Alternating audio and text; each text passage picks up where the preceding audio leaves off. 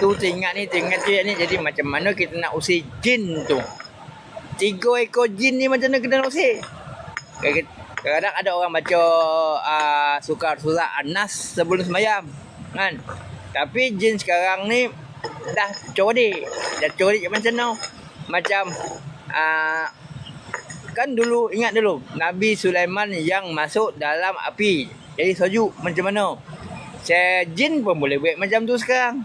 Dia dah ada sumber dia punya sumber bacaan dia. Macam mana dia nak menyejukkan api. Semua jin pun kerja tu. Sekarang ni semua jin pandai-pandai. Tapi nak kena bakar tu. Macam kita nak masuk dalam api apa? Buat baju kan. Baju tahan api kan. Jin pun macam tu. Jin lagi pijak pandai. Kalau nak tahu. Tapi kau tak boleh